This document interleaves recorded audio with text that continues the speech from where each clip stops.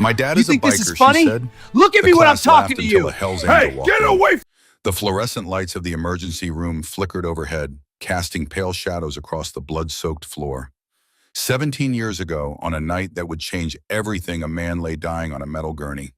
His name was Colt Brennan, and he was 28 years old. He had lived hard, fought harder, and now the consequences of his choices were bleeding out of a hole in his chest. The bullet had entered just below his left shoulder. A rival gang member had pulled the trigger in a bar fight that had gone from shouting to shooting in less than 3 seconds. Colt remembered the flash of the muzzle, the burning impact, and then the cold concrete floor against his cheek. He remembered thinking that this was probably how it would end. Not old and gray, but young and stupid, drowning in his own blood on a dirty floor. Another shot had rang out in that chaos. His brother Wade had thrown himself in front of the second bullet, taking it in the shoulder. Wade had dragged him out of that bar, bleeding from his own wound, refusing to let Colt die alone on that filthy floor. The ambulance ride was a blur of sirens and pressure on his wound. Someone kept telling him to stay awake, to keep his eyes open, but the darkness at the edges of his vision was spreading like spilled ink. He could feel himself slipping away, could feel the fight leaving his body one heartbeat at a time. Then he saw her. She was standing over him when they wheeled him into the trauma bay. A nurse with steady hands and eyes the color of spring leaves. Her voice cut through the chaos like a lighthouse beam through fog. She grabbed his hand, and her grip was surprisingly strong for such small fingers. "You're going to live," she said. Colt tried to laugh, but it came out as a wet cough. He had seen the wound. He knew how much blood he had lost. But the nurse leaned closer, and her eyes locked onto his with an intensity that made him believe her. "You're going to live," she repeated, "but you have to change." Those 5 words would echo in his mind for the next 17 years. They would become his compass, his prayer, his reason for getting up every morning and choosing to be different from the man he had been. Her name was Laurel, and she would become his wife. She would give him a daughter, and then she would die, leaving him to raise that daughter alone. But all of that was still in the future. In that moment, with the surgical lights blazing above him and his life hanging by a thread, Colt Brennan made a promise. He promised that if he survived, somehow he made it through this night, he would become a man worthy of those green eyes and that steady voice. He would change. And he did. The months that followed were the hardest of his life. Leaving the Hells Angels was not like quitting a job. It was like cutting off a limb, like erasing a part of himself that had defined everything he thought he knew about strength and loyalty and brotherhood. There were threats. There were confrontations in parking lots and phone calls in the middle of the night. Some of his former brothers understood, or at least pretended to. Others, like Wade, took his departure as a personal betrayal that would fester for decades. But Laurel was there through all of it. She held his hand during the withdrawal from the adrenaline-fueled life he had known. She sat with him through the nightmares when he would wake up sweating and shaking, convinced that someone was coming for him. She reminded him day after day that he was worth saving, that the man she saw in him was real, even when he could not see it himself. They married in a small ceremony at the county courthouse, just the two of them and a justice of the peace. Laurel wore a simple white dress, and Colt wore the only suit he owned, borrowed from a friend. There were no guests, no reception, no fanfare, just 2 people making a promise to each other, a promise that would shape the rest of their lives. A year later, Hadley was born. Colt still remembered the moment he first held his daughter. She was so small, so fragile, with her mother's green eyes and a cry that could wake the entire maternity ward. He had looked down at that tiny face and felt something crack open inside him, something that had been locked away for so long he had forgotten it existed. Love. Pure, unconditional, terrifying love. He had made a second promise that day, a promise he whispered into his daughter's ear while Laurel slept. He promised to be the father that he had never had. He promised to protect her from the darkness that had consumed so much of his own life. He promised to become a man she could be proud of. For 10 years, he kept that promise. He opened a garage honest work that let him use the mechanical skills he had learned in the club. He volunteered at the VA hospital, helping veterans who reminded him of the angry young man he had been. He made pancakes on Sunday mornings and read bedtime stories every night. He was present, devoted, determined to make up for every sin of his past through the simple act of being a good father. Then Laurel got sick. The cancer came fast and cruel, stealing her away in a matter of months. Colt held her hand in the hospice room, watching the light fade from those green eyes that had saved his life all those years ago. Her last words were about Hadley, about making sure their daughter knew how much she was loved. Colt promised. And then Laurel was gone. He had been raising Hadley alone for 10 years now. Some days were easier than others. Some days he could almost forget the weight of his past. But then he would catch a glimpse of his tattooed arms in the mirror, or hear the rumble of a motorcycle passing by, and it would all come rushing back. The man he used to be, the things he had done, the price he would spend the rest of his life trying to pay. The morning sun cast long shadows across the streets of Ridgemont, a small town nestled in the foothills of the Blue Ridge Mountains. It was the kind of place where everyone knew everyone, where secrets were hard to keep and reputations were even harder to shake. Hadley Brennan walked along the sidewalk with her backpack hanging heavy on her shoulders. She was 15 years old with her mother's green eyes and her father's stubborn chin. Her brown hair was pulled back in a simple ponytail, and she walked with her head slightly down as if she was trying to make herself smaller. The route to Ridgemont High School could have been shorter, much shorter. But Hadley always took the long way, adding 15 minutes to her commute just to avoid passing by her father's garage. The garage where the motorcycles lined up outside like chrome soldiers. The garage where men with leather vests and faded tattoos came and went at all hours.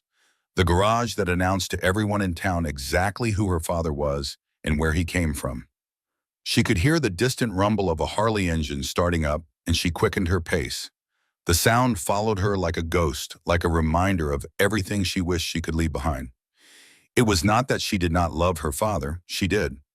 Deeply fiercely in the way that daughters love their fathers even when they do not understand them. But love and embarrassment could exist in the same heart, and Hadley had become an expert at holding both. She remembered the first time she had truly understood what her father used to be. She was 9 years old and she had found a box of photographs hidden in the back of his closet. Pictures of a younger Colt surrounded by men who looked like they could kill you with their bare hands. Pictures of motorcycles and leather and patches that spelled out words she did not fully understand but instinctively feared. She had asked him about it that night, and he had sat her down and told her a story. A story about a boy who had grown up angry and alone, who had found a family in the wrong place, who had done things he was not proud of. A story about a bullet in a hospital and a nurse who had seen something in him that no one else had ever seen. A story about change. Hadley had listened, and she had understood at least as much as a 9-year-old could understand such things. But understanding and accepting were different things. And when she started middle school, when she began to realize how the other kids looked at her, how their parents whispered when her father's name came up, understanding started to feel like a burden she had not asked to carry. Now she was 15, and the burden had only grown heavier. She reached the school gates just as the first bell rang. Students streamed past her laughing and talking in groups.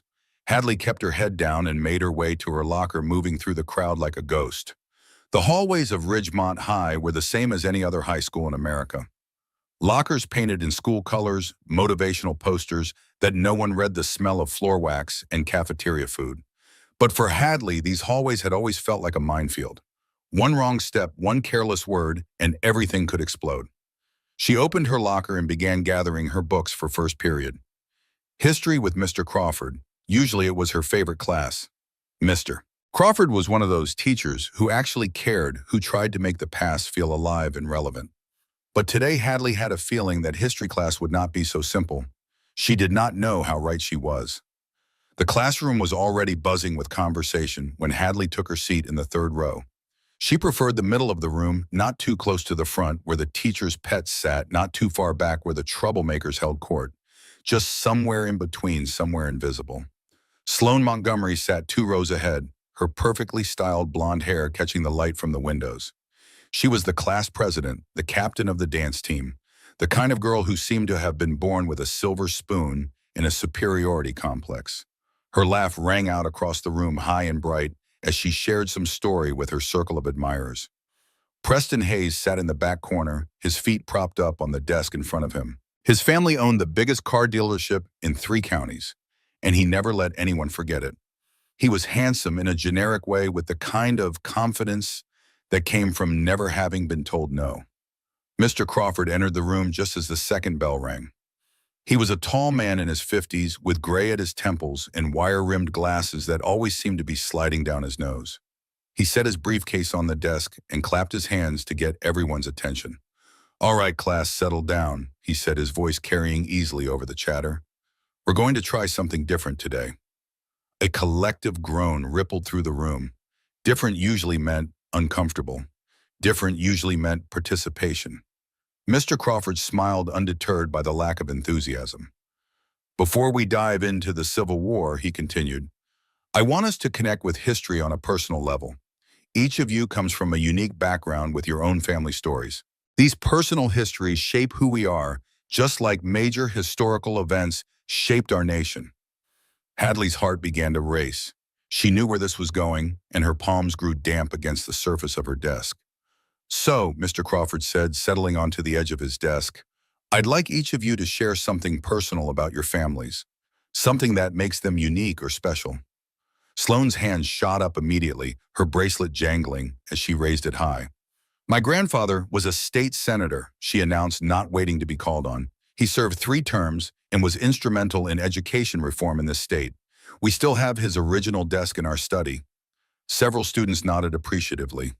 Mr. Crawford smiled and made a note. Preston went next, his voice carrying that casual arrogance that seemed to come so naturally to him. "My mom's family came over on the Mayflower," he said with a smirk. "We've got the original documents to prove it. Been in this country longer than this country's been a country." More nods, more impressed murmurs. One by one, students around the room shared their stories. Sarah's aunt was a local news anchor who had won 2 Emmy Awards. Michael's parents owned not just a car dealership, but a chain of them spanning 4 states. Jennifer's grandmother had been a suffragette who had marched for women's right to vote. Each story seemed designed to highlight how different Hadley's life was from theirs. Each story was a reminder of the gap between their worlds and hers. Mr. Crawford's encouraging gaze swept the room, looking for more volunteers. His eyes landed on Hadley, and she felt her stomach drop. "Hadley," he said gently, "would you like to share something about your family?" The room went quiet. Hadley rarely spoke in class, and she could feel the weight of everyone's attention turning toward her like a spotlight. She thought about her father, the man who had turned his life around, the man who worked harder than anyone she knew, the man who had shown her what it meant to be honest and brave, even when the world expected you to be something else. Before she could stop herself, her hand crept up into the air. Mr. Crawford smiled warmly. "Yes, Hadley, please share with us." Hadley swallowed hard. Her throat felt like sandpaper, and her heart was pounding so loud she was sure everyone could hear it. "My dad is a biker," she said quietly. The words were barely above a whisper, but in the silence of the classroom, they might as well have been shouted. For a moment, there was nothing. Just the hum of the fluorescent lights overhead and the distant sound of a lawnmower somewhere outside. Then someone snickered. The sound was like a match striking kindling. Suddenly, laughter erupted across the room. Sloane covered her mouth with her hand, her shoulders shaking with barely contained giggles. Preston did not even bother to hide his amusement. "Like what a bicycle!" someone called out from the back of the room. More laughter, louder now. "Does he have one of those little bells?" Preston added, making a ringing motion with his hand. "Maybe a basket for groceries." The classroom dissolved into hysterics. Hadley felt her face grow hot, the familiar flush of embarrassment spreading from her cheeks down her neck. She stared at her desk at the scratches and initials carved into its surface by students who had come before her. "Settle down," Mr. Crawford said, but his voice lacked real authority. The damage was already done. "I bet he delivers newspapers," Sloane whispered loudly to her friend, just loud enough for everyone to hear. "Or maybe pizza. Does he have a little flag on the back?" Hadley's eyes burned with tears she refused to let fall. They did not know her father. They did not know about the charity rides for veterans, the homeless men he had helped get back on their feet the way he volunteered at the local shelter every Thanksgiving. They did not know about the man who made pancakes on Sunday mornings and never missed a parent-teacher conference. They just saw what they wanted to see. A punchline. A joke. Preston pulled out his phone, holding it up at an angle that Hadley recognized immediately. He was recording. Recording the laughter, the mockery, the worst moment of her day. Mr. Crawford noticed too late. Preston put that away. But Preston chagrined and kept filming for a few more seconds before slowly sliding the phone back into his pocket. The message was clear. Whatever had just happened, it was going to follow Hadley far beyond this classroom. The rest of the period passed in a blur. Mr. Crawford tried to steer the class back to the Civil War, to battles and strategies and historical significance. But Hadley heard none of it. She sat rigid in her seat, counting the minutes until the bell would ring, until she could escape. When it finally came, she was out of her chair before the sound had finished echoing. She grabbed her books and made for the door, keeping her head down, trying to avoid eye contact with anyone. She almost made it. "Hey, biker girl," Preston called out as she passed him. "Tell your dad I said vroom vroom." His friends laughed. Hadley kept walking. She made it to the bathroom before the first tear fell. She locked herself in a stall and let her backpack drop to the floor, sliding down against the door until she was sitting with her knees pulled up to her chest. This was why she never talked about her father. This was why she took the long way to school, why she changed the subject whenever anyone asked about her family, why she had become so good at being invisible. Because the moment anyone found out the truth, this is what happened. The laughter, the judgment, the feeling of being something less than everyone else. Her phone buzzed in her pocket. She pulled it out and saw a notification that made her blood run cold. Preston had posted the video. She watched with growing horror as the clip played. There she was, small and vulnerable, saying those words that had seemed so innocent when they left her mouth. "My dad is a biker." And then the explosion of laughter, the cruel jokes, her own face turning red as a tomato. The caption read, "When your dad's a tough guy on training wheels." Hadley watched the likes and comments roll in. Already over 100 views, already sharing, already spreading through the school like wildfire. She stayed in that bathroom stall until the next bell rang, and then the one after that. She could not face them. Not yet. Not with the video playing on a loop in her mind, not with the sound of their laughter echoing in her ears. But eventually she had to come out. Eventually she had to face the world. What she did not know was that the world was about to come to her. The afternoon sun beat down on the parking lot as students began streaming out of the building. Hadley walked alone, her eyes fixed on the ground, her shoulders hunched against the whispers that seemed to follow her everywhere. The video had spread faster than she could have imagined. Kids she had never spoken to were pointing and laughing. Strangers were making motorcycle sounds as she passed. The humiliation was complete, in total, a blanket of shame that wrapped around her and refused to let go. She was almost to the gate when she heard it. The sound was unmistakable. A deep, thunderous rumble that seemed to vibrate through the ground itself. The growl of a Harley-Davidson engine approaching like a storm on the horizon. Students stopped in their tracks. Conversations died mid-sentence. Every head turned toward the parking lot entrance. And there he was. Colt Brennan rode into view like something out of a movie. His motorcycle gleamed in the sunlight, all chrome and black leather, an American legend on two wheels.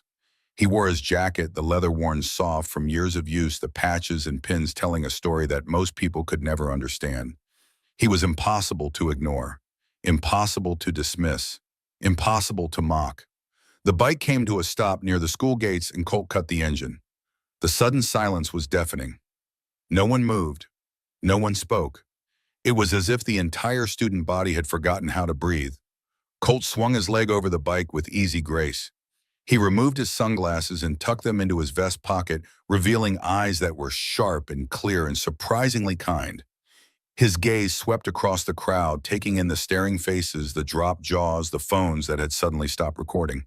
When his eyes found Hadley, his weathered face softened into something that looked almost like a smile. "There's my girl," he said, his voice a deep rumble that matched his bike. Hadley stood frozen, her emotions a tangled mess of embarrassment and something else. Something that felt suspiciously like pride. This was her father. This massive, intimidating, undeniably impressive man was her father. She glanced around at her classmates. Preston stood near the building entrance, his phone forgotten in his hand, his face pale. Sloane had stopped mid-step, her usual confidence replaced by something that looked a lot like fear. They were not laughing now. Colt walked toward her, his boots heavy on the pavement, his presence commanding attention without demanding it. Students parted before him like water before the bow of a ship. When he reached Hadley, he placed a gentle hand on her shoulder. The gesture was so at odds with his appearance that it seemed to confuse everyone watching. "Ready to go, sweetheart?" Hadley nodded, not trusting her voice. She felt the eyes following them as they walked back to the motorcycle.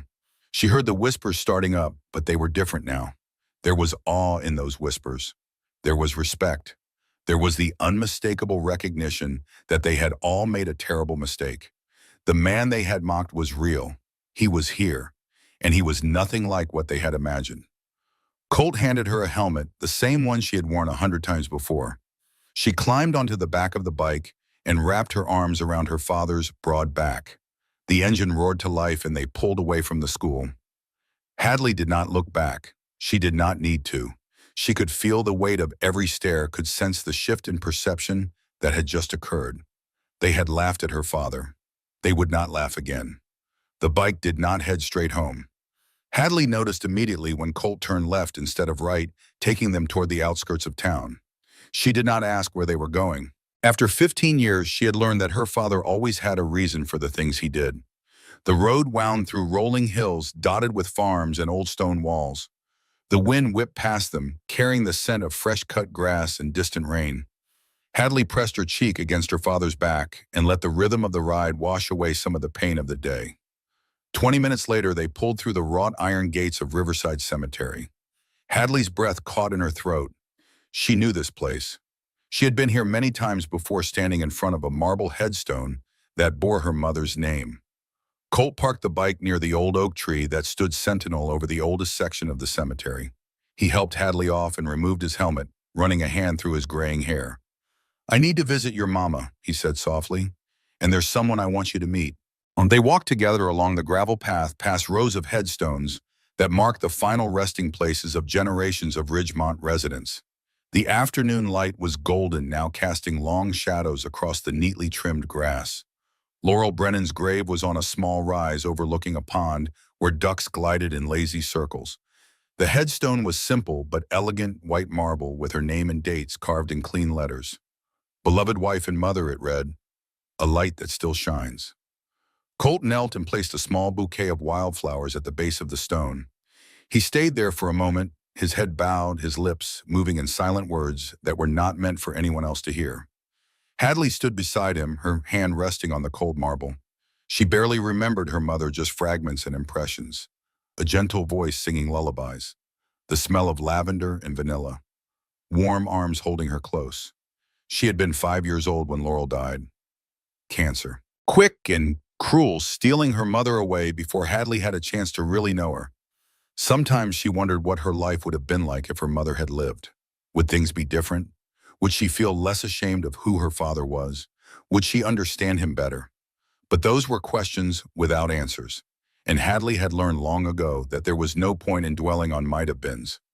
Colt stood up, his joints creaking slightly, and placed his hand on Hadley's shoulder. "There's someone else," he said, nodding toward another grave nearby. They walked a few yards to the right where a newer headstone stood. This one was darker, made of polished granite, and the grass around it was still fresh and green.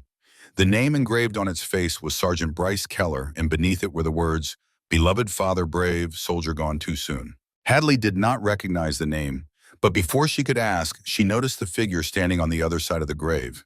It was a girl about her own age, maybe a year younger.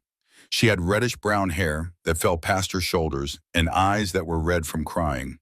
She was thin, almost fragile, and she clutched a single white rose in her trembling hands. Colt approached the girl slowly, making no sound on the soft grass. "Piper," he said gently. The girl looked up and her face crumpled. She dropped the rose and ran to Colt, throwing her arms around him and burying her face in his chest. He held her one massive hand, cradling the back of her head, letting her cry without saying a word. Hadley watched, confused and curious. Who was this girl? How did her father know her, and why was he holding her like she was something precious that might break? After a few minutes, the girl's sobs subsided. She pulled back and wiped her eyes with the back of her hand, sniffling. "Sorry," she whispered. "I didn't mean to fall apart." "You never have to apologize for missing your daddy," Colt said. "That's the most natural thing in the world." He turned to Hadley, keeping one arm around the other girl's shoulders. "Hadley, this is Piper. Piper, this is my daughter." Piper managed a watery smile. "Hi." "Hi," Hadley replied, still trying to piece together what was happening. Colt took a deep breath, and Hadley recognized the look on his face. It was the same look he got when he was about to tell her something important. something that would change things. Piper's daddy was Sergeant Bryce Keller, Colt explained. He served 2 tours in Afghanistan. When he came back, he was hurting in ways that didn't show on the outside. He struggled with things that most people can't understand.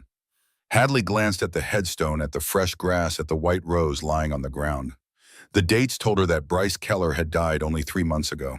I met Bryce at the VA hospital about 2 years ago, Colt continued. He was in a dark place, real dark. But we talked and we kept talking. I visited him every day, sometimes twice a day. We became brothers in a way. The kind of brothers you choose, not the kind you're born with. Piper's eyes were fixed on the ground, her shoulders shaking slightly. Before Bryce passed, he asked me for a promise. Colt's voice grew thick with emotion. He asked me to take care of his little girl, to make sure she had a home, a family, people who would love her no matter what. He looked at Hadley, his eyes searching her face. I made that promise, Hadley, and I intend to keep it. Hadley felt the world tilt slightly beneath her feet. She looked at Piper, at this stranger who was now apparently going to be part of her life, part of her family. I know this is sudden, Colt said. I should have told you sooner. I should have prepared you. But I wanted you to meet Piper here in this place where we remember the people we've lost. I wanted you to understand that family isn't just about blood. It's about the promises we make and the love we choose to give.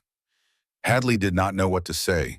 100 thoughts raced through her mind, but none of them seemed right. Piper looked up at her eyes still glistening with tears. I know this is weird, she said quietly. You don't have to like me or anything. I don't have anywhere else to go. Something shifted in Hadley's chest. She thought about her own mother buried just a few yards away. She thought about what it would feel like to lose her father, to be completely alone in the world at 14 years old.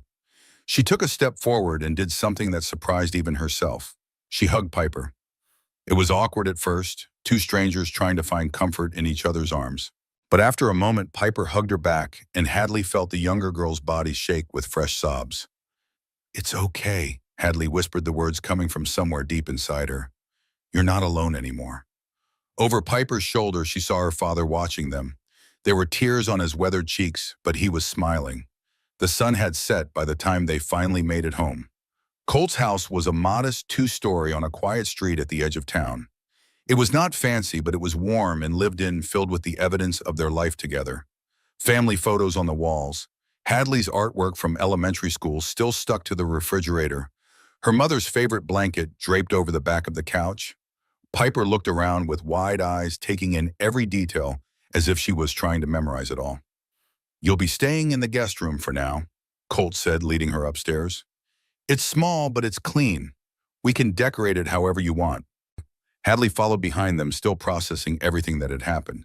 In the span of a single day, she had been humiliated at school, rescued by her father in the most dramatic way possible, and gained a sister she never knew she wanted. It was a lot to take in. After Piper was settled in her room, Colt called Hadley down to the kitchen. He had already started making dinner, moving around the space with the ease of someone who had been cooking for himself for a long time.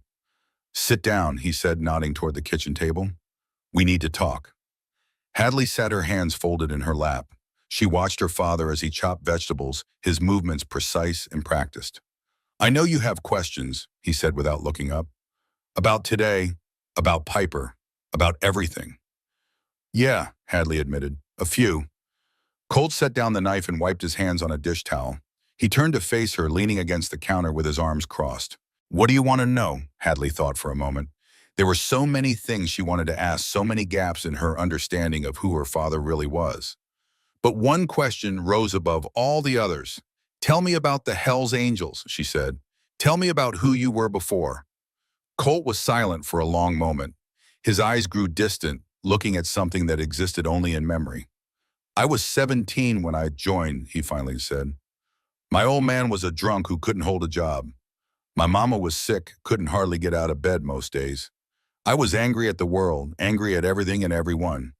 And the club, they saw that anger. They knew how to use it.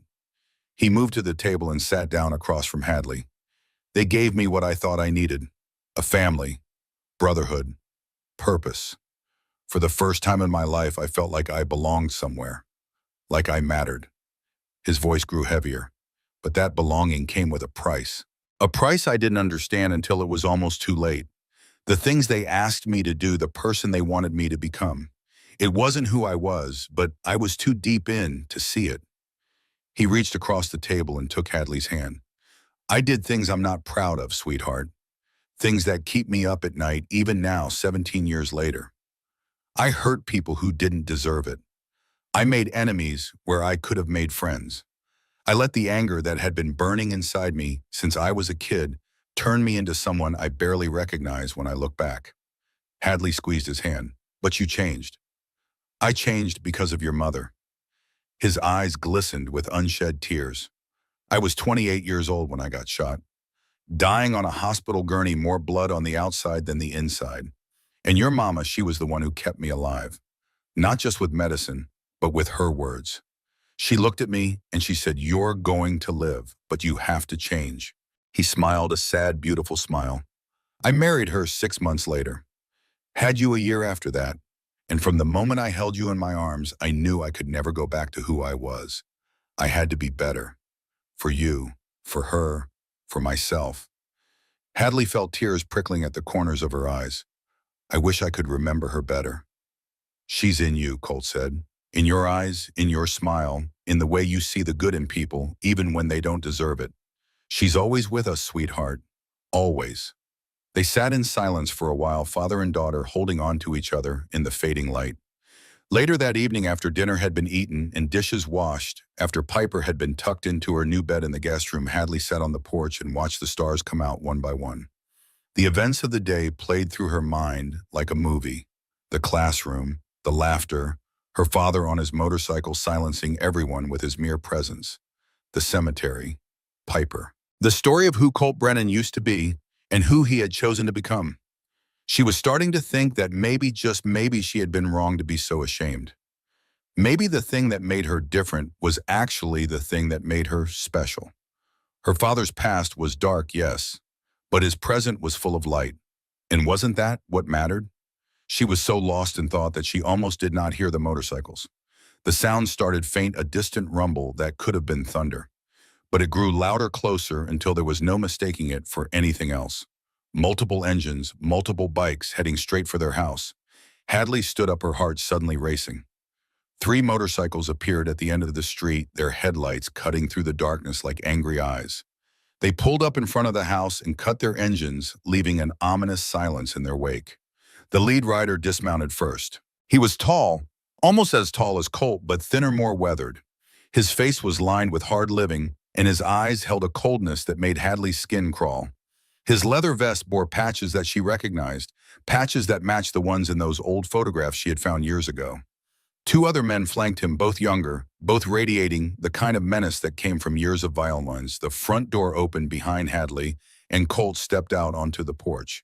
His face was calm, but his body was tense, coiled like a spring. "Wade," he said, "just the name, nothing more." The lead rider smiled, but there was no warmth in it. "Colt," he replied, "been a long time." Wade walked slowly up the path, his boots crunching on the gravel. His companions stayed by their bikes, arms crossed, watching. "Heard you were doing real good for yourself these days," Wade said, his voice dripping with sarcasm. "Charity rides, helping veterans, playing the good citizen." He spat on the ground. "Makes me sick." Colt stepped forward, positioning himself between Wade and Hadley. "What do you want?" Wade reached into his jacket and pulled out an envelope. He held it up, letting it catch the porch light. "Just wanted to make sure your little girl knows who her daddy really is." He tossed the envelope at Colt's feet. Photographs spilled out onto the wooden planks. Even in the dim light, Hadley could see what they showed. Her father, younger but unmistakable, his face twisted with rage. His fists connecting with another man's face, the victim's features barely recognizable through the blood. More pictures, more violence, more evidence of a past that Colt had tried so hard to leave behind. "Does she know about this?" Wade's voice was triumphant. "Does she know what her daddy used to do for fun?" Hadley felt her stomach turn. She looked at the photographs, at the man in them, who looked nothing like the father she knew. The man in those pictures was a monster, a stranger. Colt's jaw tightened, but he did not respond to Wade's taunts. He stood his ground, solid and unmoving. "You can't erase who you are, Colt," Wade continued. All this playing, pretend, and all this charity work, it doesn't change what you did, what we did together. He took a step closer, his face inches from Colt's. You left us, brother. You turned your back on everything we built. And for what, a woman who's dead and a kid who's probably ashamed to call you daddy? Hadley flinched at the words. They hit too close to home, too close to the secret shame she had carried for so long. Colt's hands clenched at his sides, but his voice remained steady. You need to leave now, Wade. Wade laughed a harsh, bitter sound. I'll leave when I'm good and ready. He turned to look directly at Hadley, his cold eyes meeting hers. Just wanted to make sure the princess here knows she's living with a monster. He turned and walked back to his motorcycle, his companions following without a word. The engines roared to life, shattering the quiet of the night. Before he pulled away, Wade looked back one more time. This isn't over, Colt. Not by a long shot. Then they were gone, the sound of their bikes fading into the distance until it was swallowed by the silence. Hadley stood frozen on the porch, staring at the photographs scattered at her father's feet. She wanted to look away, but she could not. The images burned themselves into her memory, impossible to unsee. Colt knelt down slowly and began gathering the pictures. His movements were careful, almost gentle, like he was handling something fragile. Hadley, he said without looking up, I can explain. But Hadley was already backing toward the door. Her mind was racing, spinning with everything she had seen and heard. The classroom, the cemetery, the story her father had told her. And now this evidence of who he really was. Hadley, please. She turned and ran inside up the stairs to her room. She slammed the door behind her and threw herself onto the bed, burying her face in her pillow. Through the wall, she could hear Piper crying in the next room. The younger girl must have heard everything, must have witnessed the whole ugly confrontation. Hadley thought about going to her, about offering comfort, but she could barely hold herself together. How was she supposed to help someone else? She lay there in the darkness, listening to Piper's sobs, feeling her own tears soaking into the pillow. This morning she had been embarrassed by her father. Tonight she did not know what she felt. The man in those photographs, the monster with the bloody fists, that was not the father who made her pancakes on Sunday mornings.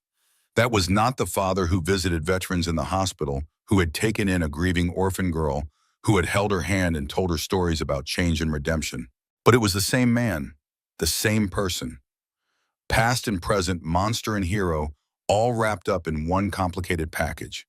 Hadley pressed her face deeper into the pillow and let herself cry.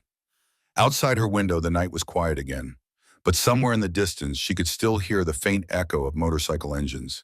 And she knew that Wade had told the truth about one thing. This was not over. The week that followed was the longest of Hadley's life. She moved through the house like a ghost, avoiding her father whenever possible. At breakfast, she kept her eyes on her plate. At dinner, she answered his questions with single words. Yes, no, fine. The photographs haunted her, appearing every time she closed her eyes. Her father's face twisted with rage, the blood on his knuckles, the violence frozen in time. Colt tried to reach her. He knocked on her door every night, asking if they could talk. He left notes on her pillow, small messages that said things like, I love you, and please let me explain. But Hadley was not ready to listen. She was not sure she would ever be ready. At school, things were even worse. The video had taken on a life of its own. Someone had added music to it, turning her humiliation into entertainment. Memes appeared, spreading through group chats and social media feeds like a virus. Hadley's face became a punchline, her words a joke that everyone seemed to be in on except her. She ate lunch alone in the library, hiding behind stacks of books where no one would think to look. She walked the long way between classes, timing her movements to avoid the crowds. She became an expert at invisibility, shrinking herself down until she was almost nothing at all. But there was one person who refused to let her disappear. Brinley Cooper had been Hadley's best friend since the 3rd grade. They had bonded over a shared love of horses and a mutual hatred of math homework. Through all the years of middle school drama and high school politics, Brinley had been the one constant in Hadley's life. She found Hadley in the library on the 4th day, sitting alone at a table in the back corner with an untouched sandwich in front of her. This is pathetic, Brinley said, sliding into the chair across from her. You know that, right? Hadley looked up, her eyes red from lack of sleep. Thanks for the support. I'm serious. Brinley leaned forward, her voice dropping to a whisper. You're letting them win. Preston and Sloan and all those other idiots, you're giving them exactly what they want. What am I supposed to do? Hadley's voice cracked. You saw the pictures, Bryn. Everyone saw them. My dad is a monster. Brinley was quiet for a moment. She reached across the table and took Hadley's hand. I saw some old photographs, she said carefully. I don't know the story behind them, neither do you. Neither does anyone else at this school. The story is pretty obvious. Is it? Brinley squeezed her hand. Your dad has been nothing but good to you for 15 years. He raised you alone after your mom died. He works hard, he takes care of you. He took in that girl Piper without even thinking twice. Does that sound like a monster to you? Hadley did not answer. You need to hear his side of the story, Brinley continued. You owe him that much. You owe yourself that much. Don't let one photograph taken out of context by some jerk from his past define everything you know about your father. The words hung in the air between them. Hadley wanted to argue, wanted to explain why it was not that simple. But deep down, she knew Brinley was right. She just was not ready to admit it yet. That night, Hadley lay in bed staring at the ceiling. The house was quiet, but she could hear movement from the room next door. Piper had been just as withdrawn as she was, spending most of her time alone, barely speaking to anyone.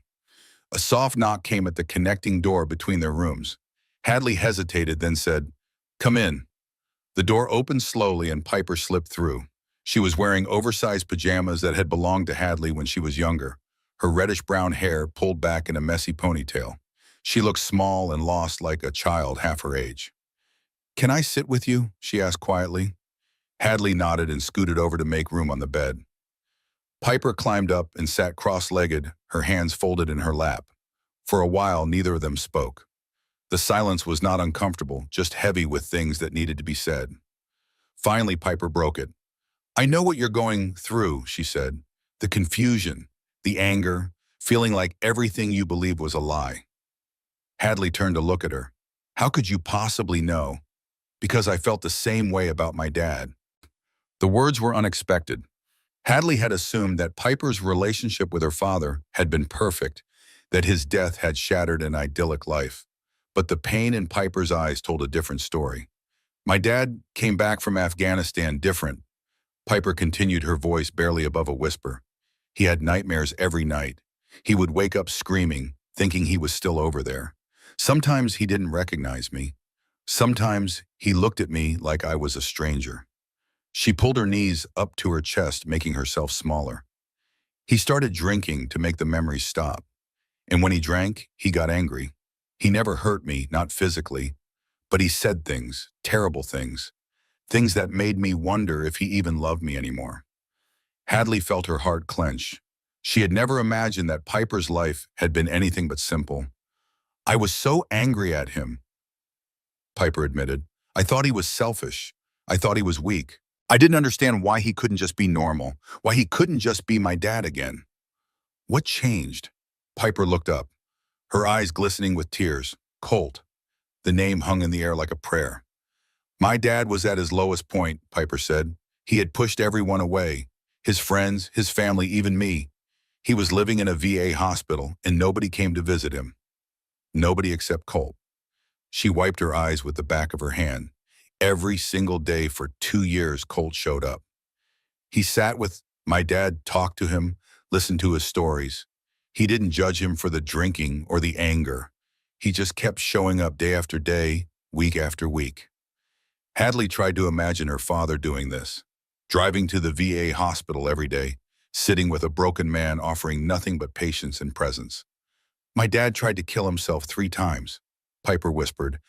"And all 3 times, Colt was the one who found him, who saved him, who held him until the darkness passed." The tears were flowing freely now down Piper's cheeks and onto the bedspread. "I didn't know any of this until after my dad died," the nurses told me. "They said Colt was the only reason my father lasted as long as he did. That without him, my dad would have been gone years ago." Piper turned to face Hadley directly, her young face fierce with conviction. "I don't know what your dad did in his past. I don't know what those pictures mean. But I know who he is now, and the man who sat with my dying father every day for 2 years who promised to take care of me when no one else would. That man is not a monster. That man is a hero." Hadley could not speak. The lump in her throat was too large, the emotions too overwhelming. She reached out and pulled Piper into a hug. The younger girl clung to her, and for a long time they just held each other, two daughters bound together by the complicated men they loved. The next morning, Hadley came down to breakfast. Colt was at the stove making scrambled eggs. He looked tired, like he had not slept well in days. When he heard her footsteps, he turned around and the hope in his eyes was almost painful to see. "Morning," he said carefully. Hadley sat down at the table. "Morning." Silence stretched between them. Colt turned back to the eggs, stirring them with more attention than they required. "Dad."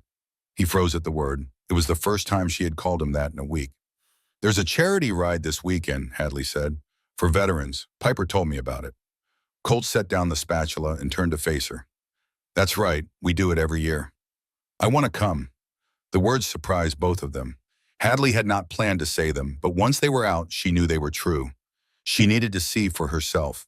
She needed to understand who her father really was now, not just who he had been. Colt's face softened. "Are you sure?" "I'm sure." He nodded slowly and something like relief washed over his features. Okay, sweetheart. I'd like that. I'd like that a lot." Saturday morning dawned clear and bright. The sky was that perfect shade of blue that only appeared in autumn, and the air was crisp with the promise of changing seasons. Hadley stood in the driveway watching as her father went through his pre-ride routine. He checked the tires, the brakes, the oil levels, moving with the practiced efficiency of someone who had done this 1,000 times before. Piper emerged from the house wearing a leather jacket that was slightly too big for her. She looked nervous but excited, bouncing on the balls of her feet. "Ready?" Colt asked. Both girls nodded. They rode through the quiet streets of Ridgemont, the morning sun warm on their backs. Hadley held on to her father, her arms wrapped around his chest, feeling the steady rhythm of his heartbeat beneath the leather. It was strange. For so many years she had been embarrassed by this. By the motorcycle, by the tattoos, by everything her father represented. But now, with her cheek pressed against his back and the wind in her hair, she felt something different. Something that might have been peace. Pete's Diner sat at the edge of town, a chrome and glass relic from the 1950s that had somehow survived into the modern age. The parking lot was already filled with motorcycles when they arrived, a sea of chrome and leather that stretched across the asphalt. Hadley climbed off the bike and looked around with wide eyes. There had to be at least 50 motorcycles here, maybe more. And the men and women who owned them were not what she had expected. Yes, there were tattoos and leather vests and weathered faces that spoke of hard living, but there were also smiles and laughter and handshakes that went on a beat too long, the way old friends greet each other after too much time apart. A tall man with gray hair and kind eyes approached them first. He clapped Colt on the shoulder and then turned to Hadley. "You must be Hadley," he said, extending his hand. "I'm Mike. I've heard a lot about you." Hadley shook his hand, noting the firm grip and the warmth in his eyes. "Nice to meet you." "Your dad talks about you all the time," Mike continued. "Can't shut him up, actually. You'd think you hung the moon." Hadley glanced at her father, who had the decency to look slightly embarrassed. "Mike runs a shelter for homeless veterans over in Springfield," Colt explained. "He's been doing it for 15 years now." "Couldn't have done it without your dad's help," Mike said. "He's been our biggest supporter since day one, Shrein. Fundraising, volunteering, whatever we need, he's always there." More introductions followed. There was Big Tom, a mountain of a man whose neck was covered in tattoos but whose voice was surprisingly gentle. He worked as a counselor for troubled teenagers, using his own past to help kids avoid the mistakes he had made. There was Martha, a woman in her 60s with silver hair and a Harley that looked older than Hadley. She had been a nurse in the Gulf War and now devoted her time to helping veterans access the benefits they deserved. There was Frank, who had lost both legs in Iraq and now worked with other amputees to help them adjust to life after injury. He wheeled his chair between the motorcycles with the ease of long practice, stopping to chat with everyone he passed. One by one, they all told her the same thing. "Your father is a good man. Your father helped me when no one else would. Your father changed my life." Hadley listened to their stories, and with each one, the photographs in her mind began to fade. Not disappear entirely, but lose their power. These people had known her father for years. They had seen him at his best and perhaps at his worst. and they had chosen to stand beside him. That had to mean something. As the sun climbed higher and the parking lot filled with more bikes, Hadley began to see a pattern. These were not the lawless criminals she had imagined. These were people who had found their way back from the edge, who had taken the skills and loyalty they had learned in harder times and redirected them towards something good. There was Danny, a former drug dealer who now ran a halfway house for recovering addicts. He had been clean for 12 years, and he credited Colt with helping him find the strength to stay sober. There was Rosa, a woman with a sleeve of tattoos and a heart of gold, who organized Christmas toy drives for children in foster care. She hugged Hadley like they had known each other for years. "Your daddy talks about you all the time," Rosa said, her eyes crinkling with warmth. "He's so proud of you, honey. You're the reason he gets up every morning." Hadley felt something shift inside her. All this time she had been so focused on what her father's past said about him that she had never stopped to consider what his present said about her. He had changed for her. He had built a new life for her. Everything he did, every charity ride and hospital visit and act of kindness, was rooted in the promise he had made the day she was born. She was not a burden or a secret shame. She was his reason for being better. The realization hit her like a wave, washing away some of the guilt and confusion she had been carrying. She thought about all the times she had been embarrassed by him, all the times she had wished for a different father. And she felt ashamed not of him, but of herself. "You okay, sweetheart?" Colt appeared at her side, his forehead creased with concern. Hadley nodded, blinking back tears. "Yeah, Dad, I'm okay." He studied her face for a moment, then pulled her into a gentle hug. She leaned into him, breathing in the familiar scent of leather and motor oil, and for the first time in weeks, she felt like she was exactly where she belonged. As the morning wore on, Big Tom approached Hadley while she was getting a cup of coffee from the diner's counter. He was even more imposing up close, his arms as thick as tree trunks, his weathered face lined with years of hard living. "Can I talk to you for a minute?" he asked. Hadley nodded, suddenly nervous. There was something in his eyes, a weight that suggested what he had to say was important. They walked to a quiet corner of the parking lot, away from the crowd. Big Tom leaned against a fence post and crossed his arms. "I heard about the pictures," he said, "the ones that man Wade threw at your daddy's feet." Hadley tensed. "How did you know about that?" "Word travels fast in our world." Big Tom's voice was gentle despite his intimidating appearance. "I also know what you must be thinking. What kind of man beats someone that badly? What kind of monster could do what those pictures showed?" Hadley did not answer. She did not need to. "I know what kind of man," Big Tom continued, "because I was there that night, and I know why your daddy did what he did." The words hit Hadley like a physical blow. She stared at Big Tom, her heart suddenly racing. "The man in those pictures," Big Tom said slowly, "his name was Earl Dawson. He was a member of our club back then, had a house on the edge of town where he liked to have parties. Your daddy found out what was happening at his place one night." He paused, his jaw tightening with the memory. "We heard crying coming from one of the back rooms. Thought maybe someone was hurt, so your daddy went to check. And what he found in that room was something that changed both of us forever." Hadley's throat went dry. "What did he find?" "A teenager." Big Tom's voice cracked on the word. "A 15-year-old kid trapped in a nightmare. Earl Dawson had been hurting that boy for years, in ways that no one should ever have to experience." The world seemed to tilt beneath Hadley's feet. She grabbed the fence post to steady herself. "Your daddy didn't think," Big Tom continued. "He didn't plan or calculate. He just saw that kid saw what was happening, and something inside him snapped. He pulled Earl off that boy, and he beat him. Beat him until Earl couldn't get up anymore. Beat him until the rest of us had to pull him away." Tears were streaming down Hadley's cheeks now, but she did not wipe them away. "Earl went to prison after that, spent 15 years behind bars for what he did. And that teenager, the one your daddy saved that night," Big Tom's voice broke. He looked away, blinking rapidly. "That teenager was me." The words hung in the air like a revelation. Hadley stared at him, at this massive man with the gentle eyes, and saw the ghost of the boy he had once been. "I was in foster care," Big Tom said. "Nobody cared what happened to me. Nobody even noticed I was missing. But your daddy cared. He saved my life that night. And he never told anyone what really happened in those pictures. He let people think the worst of him, rather than expose what had been done to me. He finally looked at her, his eyes glistening with unshed tears. Your daddy is not a monster, Hadley. He's the best man I've ever known, and I owe him everything. Hadley could not speak, could not move, could only stand there as the truth washed over her, rewriting everything she had believed about her father and his past. The man in those photographs was not a monster.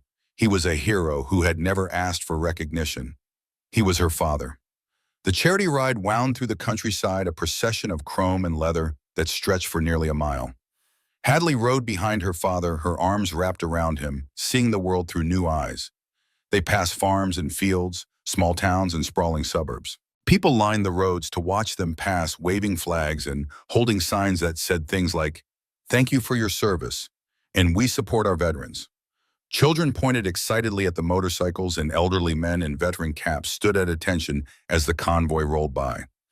At each stop, people approached with donations. Cash stuffed into envelopes, checks written on the spot, promises of support and gratitude. By the time they reached the Springfield Veterans Hospital, they had raised more money than Hadley could have imagined. The hospital was a sprawling complex of brick buildings and manicured lawns. Patients in wheelchairs sat outside enjoying the autumn sunshine. Nurses moved between them, checking vitals and offering words of encouragement. Colt led the way through the front doors, and Hadley watched as the atmosphere changed.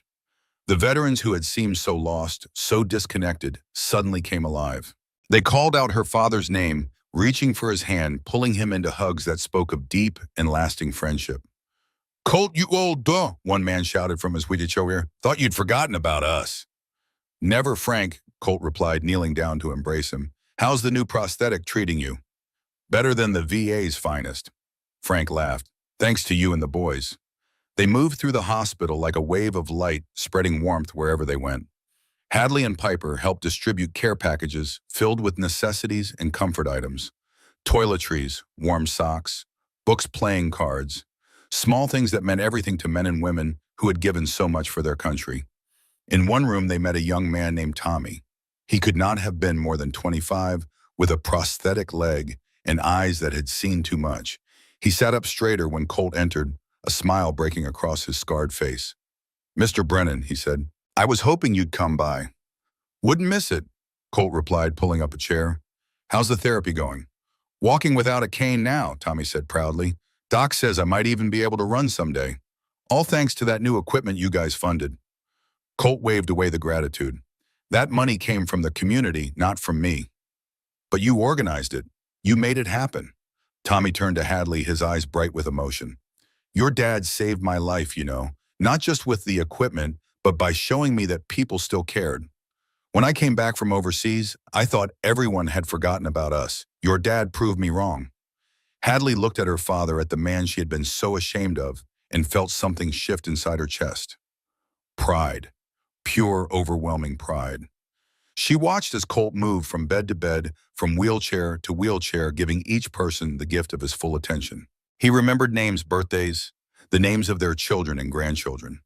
He asked about medical procedures and celebrated small victories like they were major triumphs. And with each interaction, Hadley saw the impact he had on these veterans. They were not just patients to him. They were warriors, heroes, brothers and sisters in arms. And he treated them with the respect and dignity they deserved. In another room, an elderly woman sat alone by a window, staring out at the autumn leaves. Her husband had been a veteran, Colt explained quietly. He had passed away 2 years ago, but she still came to the hospital every week, volunteering in the gift shop, spending time with the current patients.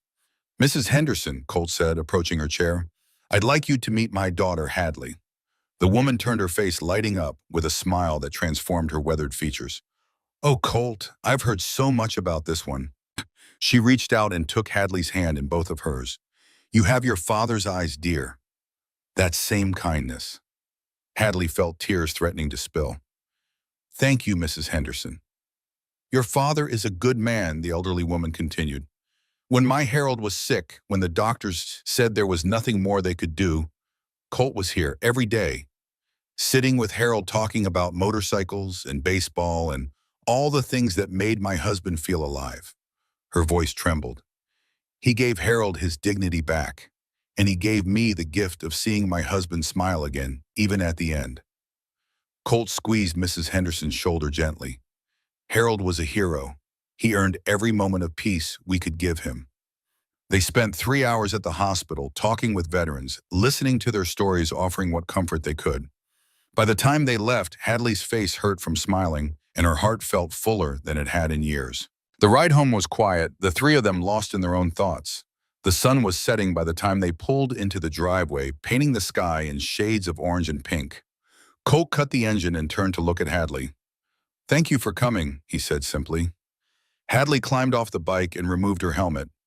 She looked at her father, at the man who had spent years trying to atone for his past, who had devoted his life to helping others, who had saved a teenager from horror and never spoken of it.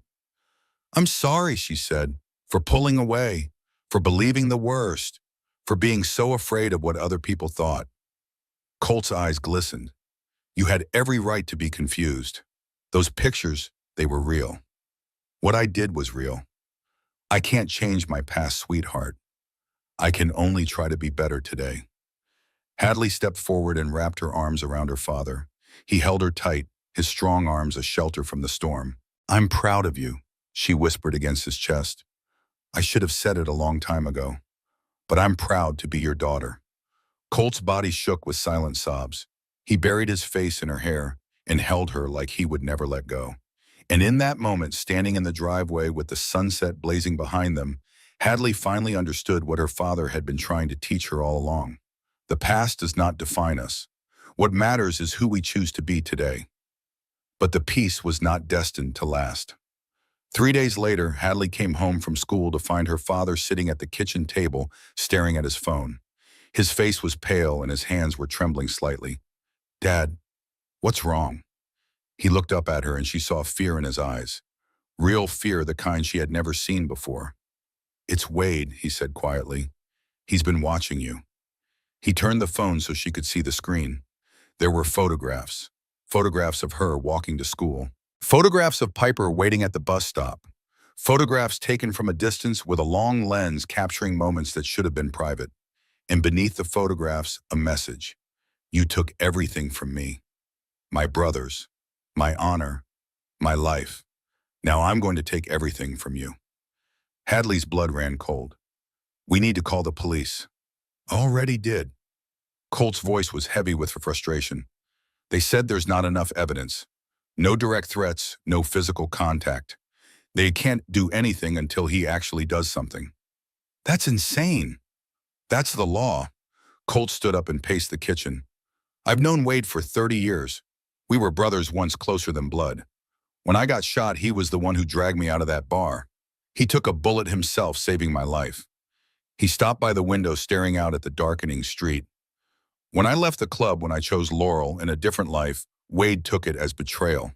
He couldn't understand why I would walk away from everything we had built together. He thought I was abandoning him."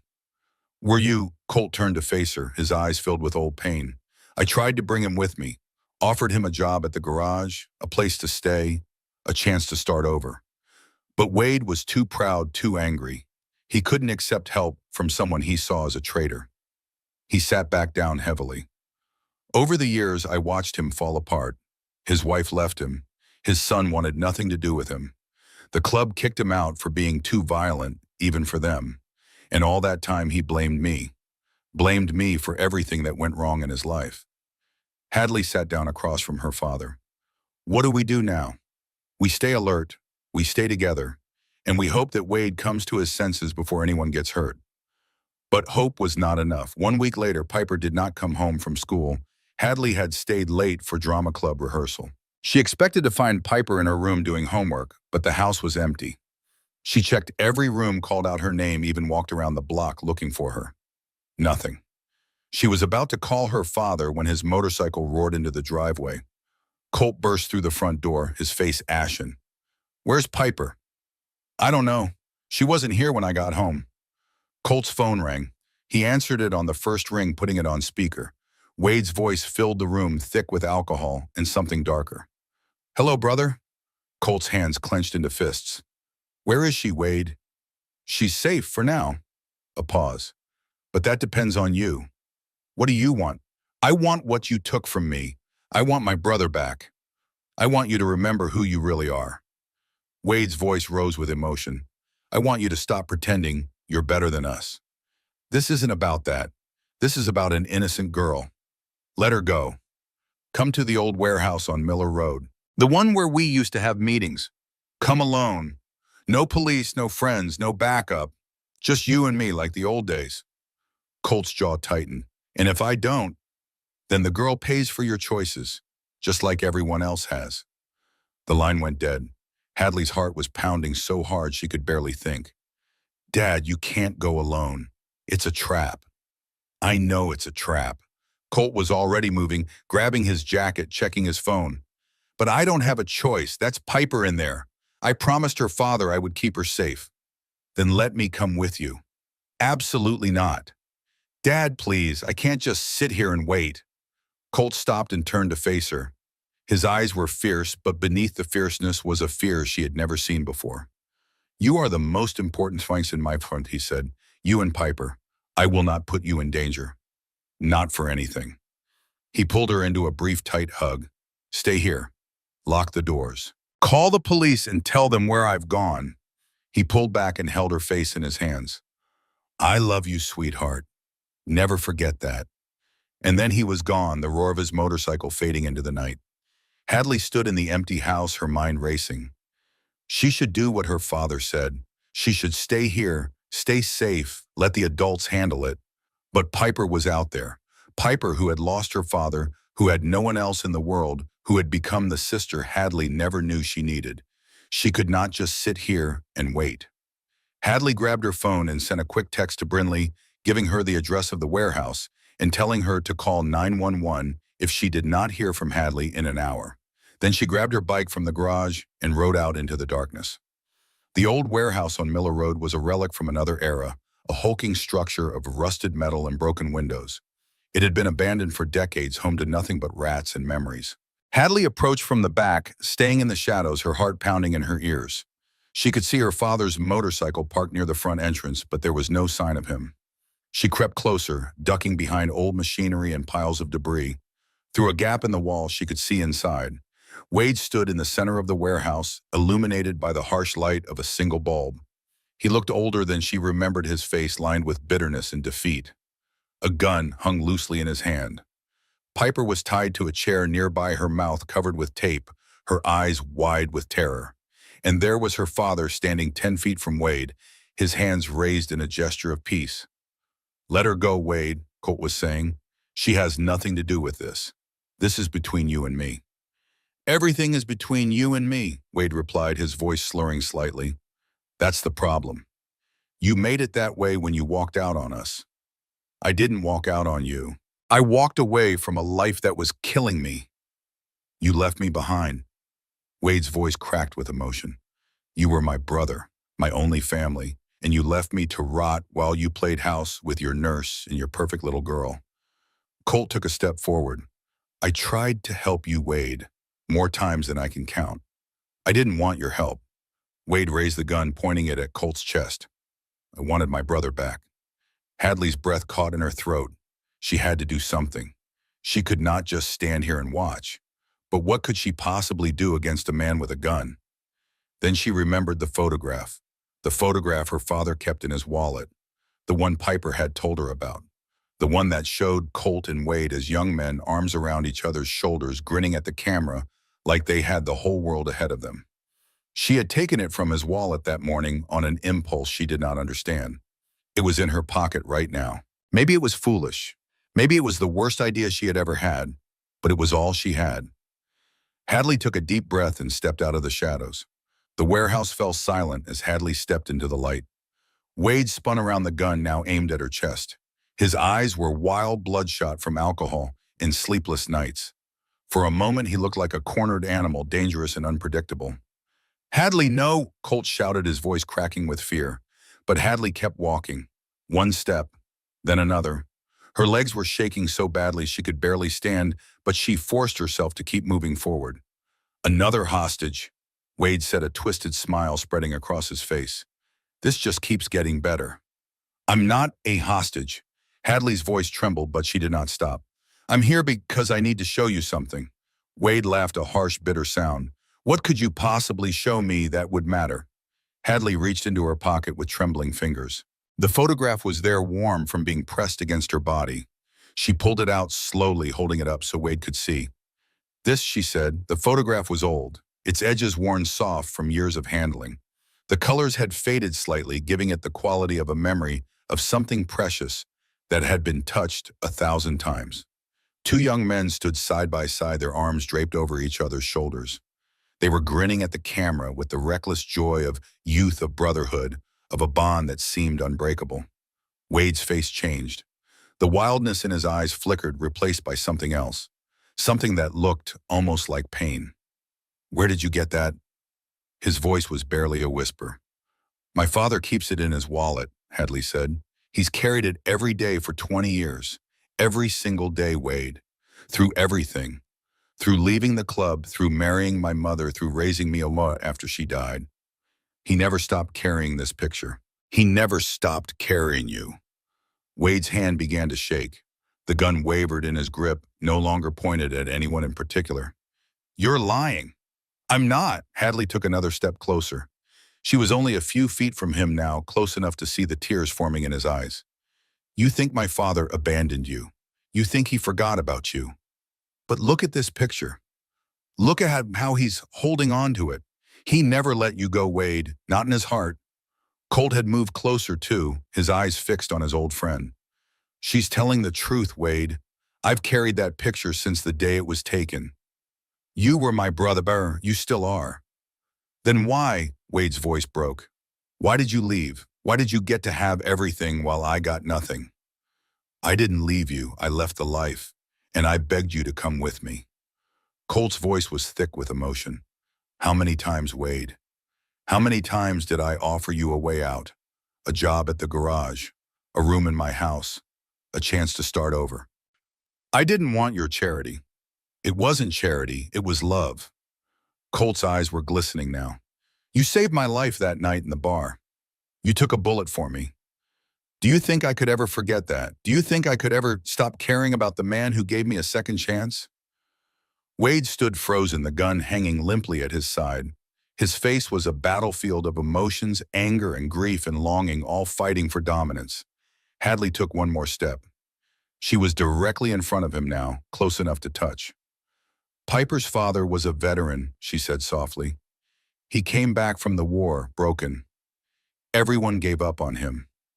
Everyone except my dad. For 2 years, my father visited him every single day. He sat with him, he listened to him. He refused to let him face the darkness alone. She reached out and gently took the gun from Wade's unresisting hand. He let her take it, his eyes fixed on the photograph. That's who my father is now, Hadley continued. A man who doesn't give up on people.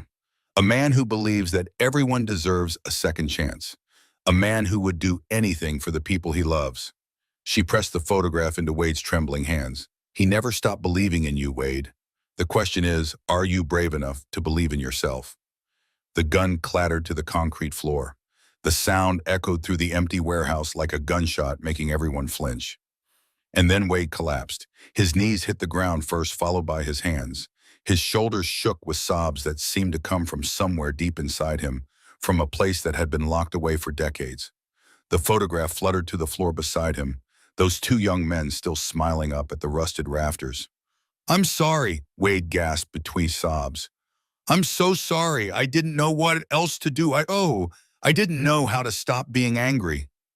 Colt moved then, crossing the distance between them in 3 long strides. He dropped to his knees beside his old friend and pulled him into an embrace. Two men who had once been brothers, separated by years of pain and misunderstanding, holding on to each other in the dim light of an abandoned warehouse. It's okay, Colt murmured. I've got you. I've got you, brother. Hadley rushed to Piper, pulling the tape from her mouth and working at the ropes that bound her to the chair. Piper was crying too, tears of relief streaming down her face. You came, Piper whispered. You actually came for me. Of course I did. Hadley pulled the last rope free and helped Piper to her feet. You're my sister. The word hung in the air between them, new and strange and absolutely right. Piper threw her arms around Hadley, holding on like she would never let go. Behind them, sirens began to wail in the distance.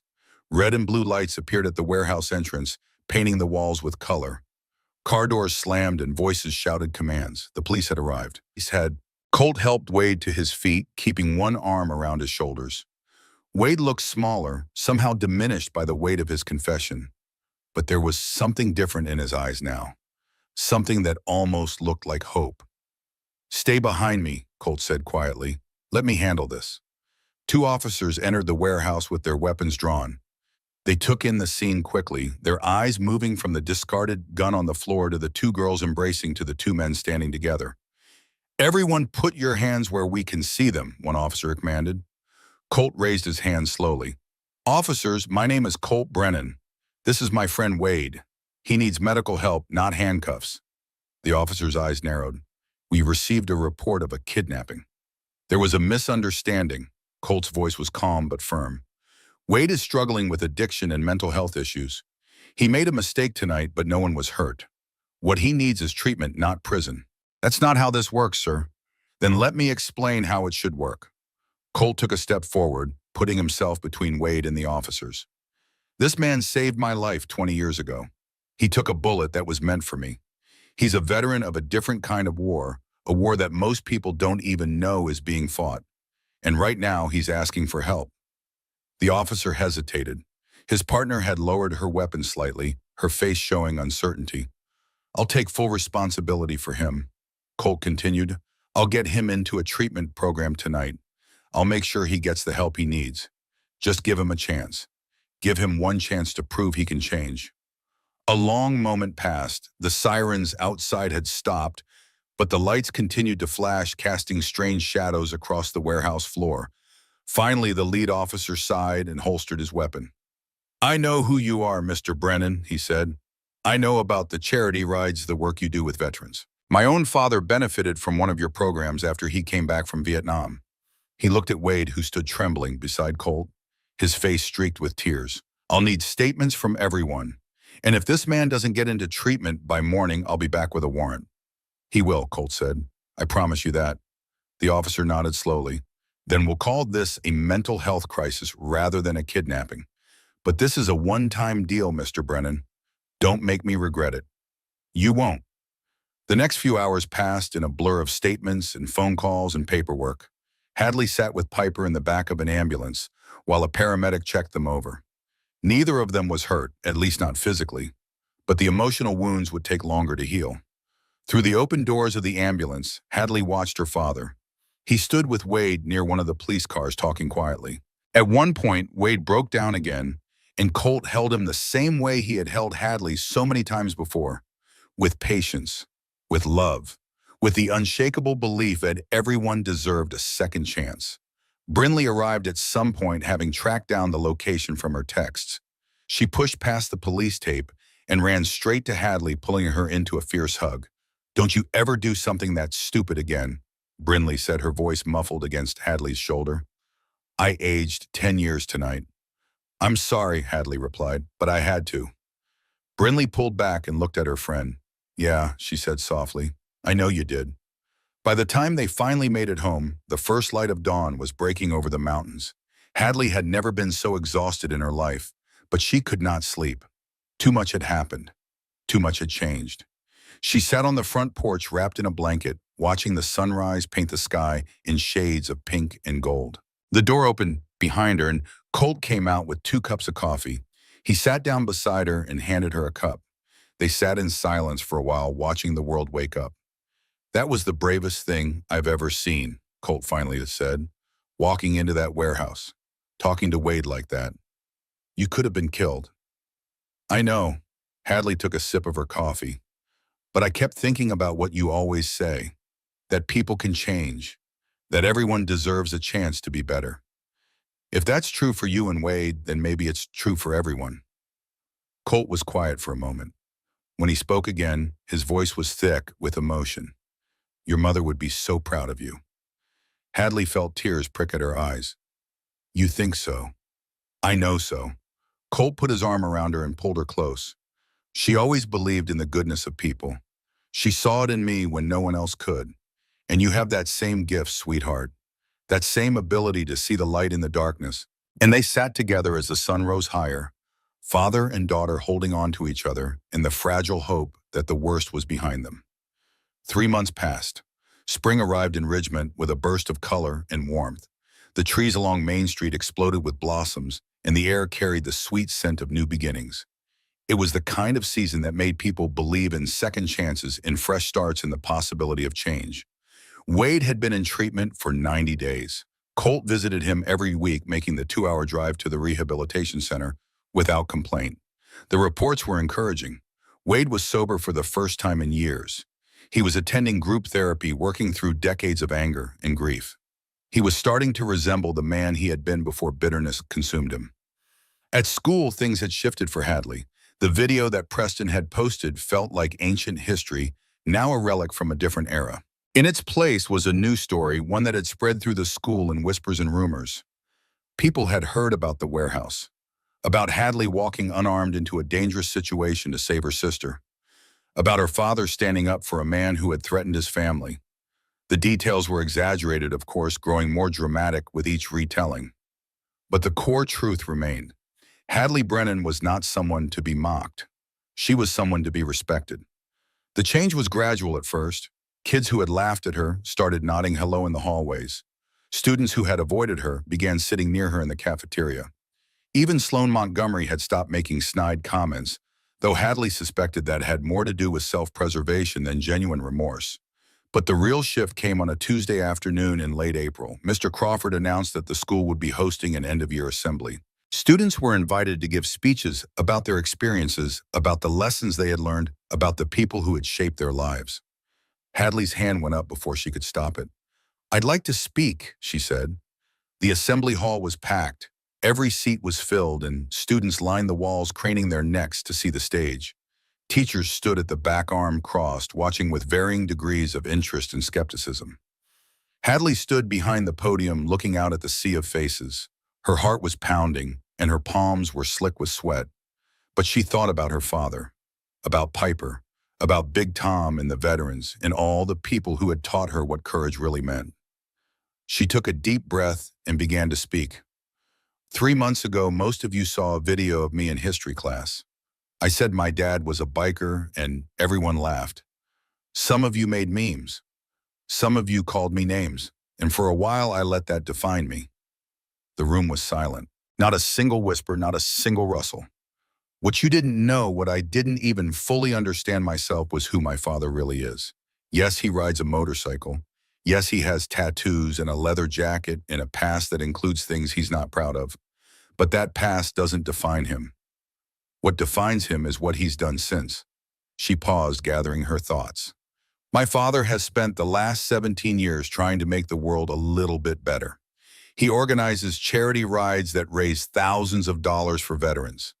He visits VA hospitals every week, sitting with men and women who served our country and came back broken. He took in a 14-year-old girl whose father had died because he promised a dying man that he would keep his daughter safe." Hadley's eyes found Piper in the crowd. The younger girl was sitting in the front row, tears already streaming down her face. "A few months ago, someone from my dad's past tried to hurt our family. He took my sister, and he threatened to do worse. My father could have responded with violence. He could have become the man he used to be, but instead he chose compassion. He chose forgiveness. He stood in front of the police and asked them to give a broken man a chance to heal." Her voice grew stronger. "I walked into that warehouse because I believed what my father had taught me, that people can change, that everyone deserves a second chance, that the measure of a person isn't where they've been, but where they choose to go." She looked out at her classmates, at the faces that had mocked her, and the faces that had ignored her, and the faces that were looking at her now with something like understanding. "I used to be ashamed of my father. I took the long way to school so I wouldn't have to pass his garage. I changed the subject whenever anyone asked about my family. I let your laughter make me feel small." She straightened her shoulders. "I'm not ashamed anymore. My dad is a biker. He's also a hero, a mentor, a father, and the best man I've ever known. And if any of you have a problem with that, well, that's your problem, not mine." The silence that followed was absolute. Hadley stood at the podium, her heart racing, wondering if she had made a terrible mistake. Then from somewhere in the back of the room, someone started clapping. The applause spread like wildfire. One person became 10, became 50, and suddenly the entire assembly hall was on its feet. Students were cheering, teachers were wiping their eyes, and Piper was running toward the stage with her arms outstretched. Hadley stepped away from the podium and caught her sister in a fierce embrace. Over Piper's shoulder, she could see Mr. Crawford nodding with approval. She could see Brinley jumping up and down, screaming something that got lost in the noise. She could even see Preston standing awkwardly near the exit, looking like he wanted to disappear. But none of that mattered. What mattered was that she had finally told her truth, and her truth had set her free. In the days that followed, Hadley noticed changes everywhere she looked. Strangers smiled at her in the hallway. Teachers nodded with respect. Even the lunch lady, a stern woman who had never spoken more than 2 words to her, stopped Hadley one morning and said, "That speech of yours, my son's a veteran. You gave me hope that he can find his way back." It was strange being visible after so many years of trying to disappear. But it was also liberating. Hadley no longer felt the need to hide, to make herself small, to apologize for who she was or where she came from. She walked with her head held high, and for the first time in her life, she understood what her father had meant about the power of owning your story. Piper flourished too. She had started attending a support group for children who had lost parents to PTSD and suicide.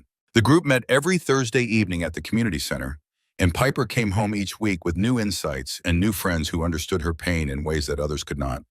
She was still sad sometimes, still missed her father with an ache that Hadley knew would never fully heal. But she was healing slowly and steadily, surrounded by people who loved her. The Brennan household had developed new rhythms, new traditions. Sunday morning pancakes had become a sacred ritual, with all 3 of them crowded into the small kitchen, flour on their faces and laughter in the air. Friday nights were movie nights, complete with popcorn and blankets and arguments about whether to watch comedies or action films. Piper had become skilled at mediating these disputes, her diplomatic nature emerging as she settled into her new family. Colt had started teaching both girls basic motorcycle maintenance, not because he expected them to ride, but because he believed everyone should know how to take care of themselves. Hadley discovered that she had a knack for mechanical work, her hands steady and precise as she learned to change oil and check brake pads.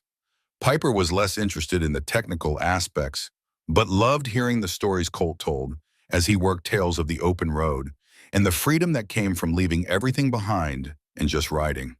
The video of Hadley's speech went viral within hours. But this time the comments were different. This time people were sharing her words because they were moved by them, not because they wanted to mock her. Messages poured in from across the country, from veterans who had been helped by charity rides in their own communities, from children of former addicts who understood what it meant to love someone with a complicated past, from teachers who wanted to show the speech to their students, from parents who wanted their kids to hear what real courage sounded like. Hadley did not pay much attention to any of it. She had said what she needed to say. The rest was just noise. What she did pay attention to was the letter that arrived 3 days later. It was handwritten, the penmanship shaky but careful. The return address was the rehabilitation center where Wade had been staying for the past 3 months. Dear Hadley, your father showed me the video of your speech. I watched it 7 times. Each time I cried a little more. I have spent most of my life being angry. Angry at the world, angry at your father, angry at myself. That anger ate away at everything good in my life until there was nothing left. My wife, my son, my self-respect, all gone, consumed by a fire I didn't know how to put out. What you said in that warehouse about your father carrying my picture, about him never giving up on me. I didn't believe it at first. I couldn't believe it. Because if it was true, then everything I had told myself for 20 years was a lie. But it was true. Your father came to see me the day after that night. He didn't yell at me or lecture me. He just sat down and held my hand and told me that he forgave me, that he had always forgiven me, that he was sorry he couldn't make me see that sooner. I'm getting better, Hadley. It's slow and some days are harder than others, but for the first time in as long as I can remember, I have hope. I have something to live for, and I have you and your father to thank for that. You asked me if I was brave enough to believe in myself. I'm trying to be. Every day. I'm trying. Thank you for not giving up on me when you had every reason to. With gratitude, Wade Hadley read the letter 3 times before she finally set it down. Then she went to find her father and showed it to him without saying a word. Colt read it slowly, his weathered face softening with each line. When he finished, he folded the letter carefully and handed it back to Hadley. He's going to make it, Colt said quietly. I can feel it. Because of you. Colt shook his head. Because of himself. All I did was show him the door. He's the one who chose to walk through it. Summer arrived with a wave of heat that made the asphalt shimmer and the air thick with humidity. But on the morning of the annual Veterans Charity Ride, the weather was perfect. Clear skies, gentle breeze, the kind of day that felt like a gift. The parking lot of Pete's Diner was overflowing with motorcycles. More than 100 bikes this year, easily the biggest turnout in the ride's history. Word had spread about what had happened with Wade, about Hadley's speech about the Brennan family, and their commitment to redemption. People had come from 3 states away to be part of it. Hadley stood beside her father's Harley wearing a leather jacket that Colt had given her for her 16th birthday. It fit perfectly like it had been made for her. Piper stood on her other side, bouncing with excitement. She had grown so much in the past year, not just physically but emotionally. The haunted look had faded from her eyes, replaced by something that looked a lot like happiness. Colt emerged from the diner deep in conversation with Big Tom. The 2 men were going over the route one final time, making sure every detail was in place. Around them, bikers checked their machines and greeted old friends and welcomed newcomers into the fold. It was family, all of it, every tattooed arm, every leather vest, every weathered face. A family built not from blood but from choice, from shared purpose, from the belief that everyone deserved a chance to be better. Then Hadley saw him. A figure was walking across the parking lot, moving slowly like someone who was not quite sure of his welcome. He was thinner than she remembered, his face clean-shaven, his eyes clear. He wore a simple t-shirt with the Charity Ride logo, no leather jacket, no patches, no symbols of the past. Wade stopped a few feet away from Colt. The 2 men looked at each other for a long moment, decades of history passing between them in silence. Then Colt stepped forward and pulled Wade into an embrace. The parking lot erupted in cheers. Bikers who had known Wade in the old days came forward to shake his hand, to clap him on the back, to welcome him home. Hadley watched as tears streamed down Wade's face, watched as he struggled to accept the love that was being offered so freely. Is this okay? Wade asked, his voice rough with emotion. Me being here? Colt kept one arm around his friend's shoulders. This is exactly where you belong. They took their positions for the ride. Colt at the front, as always, with Hadley behind him on the back of the Harley. Piper rode with Big Tom, her face split into a grin that seemed too big for her head. And Wade, still unsteady but determined, climbed onto a borrowed bike near the middle of the pack. The engines roared to life, 100 hearts beating as one. The sound was deafening, overwhelming, beautiful. It was the sound of redemption, of community, of a promise being kept. They pulled out of the parking lot in formation, a river of chrome and leather flowing through the streets of Ridgemont. People lined the sidewalks to watch them pass, waving flags and holding signs. Children pointed in wonder, and elderly veterans stood at attention, their hands pressed to their hearts. Hadley held on to her father, her cheek pressed against his broad back, feeling the steady rhythm of his heartbeat beneath the leather. She thought about everything that had led to this moment. The embarrassment in Mr. Crawford's class, the photographs, the warehouse, the long journey from shame to pride. She thought about her mother buried in the cemetery on the hill, watching over them from wherever she was now. She thought about Bryce Keller, whose death had brought Piper into their lives, whose memory they honored with every mile they rode. She thought about Wade somewhere behind them, in the pack, taking the first steps on a road that would be long and hard but no longer lonely. And she thought about her father, the man who had been given a second chance and had spent the rest of his life earning it.